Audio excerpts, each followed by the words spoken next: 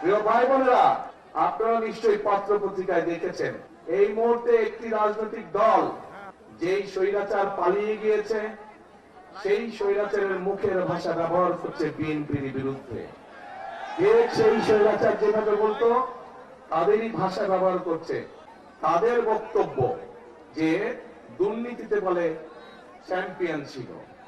আমার প্রশ্ন, 2001 থেকে 2006 সাল পর্যন্ত তাদেরও তো দুজন সদস্য বিএনপির সরকারে ছিল, ছিল না? ছিল। তো বিএনপি যদি অতই খারাপ হয় তাহলে ওই দুই ব্যক্তি কেন পদত্যাগ করে চলে আসেনি? এই জন্য পদত্যাগ করে তারা আসেনি, তারা সরকার এবং তারা ভালো করেই জানতো যে খালেদা জিয়া কঠোর হস্তে দুর্নীতি দমন করছে। জামায়াতে ইসলামীকে ইঙ্গিত করে বিএনপির চেয়ারম্যান তারেক রহমান বলেছেন, বিএনপির বিরুদ্ধে একটি রাজনৈতিক দল পালিয়ে যাওয়া স্বৈরাচারের ভাষায় কথা বলছে।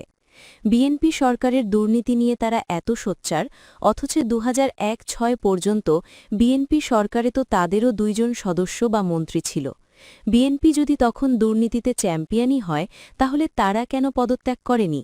কারণ তারা জানত খালেদা জিয়া দুর্নীতির বিরুদ্ধে আপোস করেনি, তিনি দুর্নীতি কমাতে উদ্যোগ নিয়েছিলেন।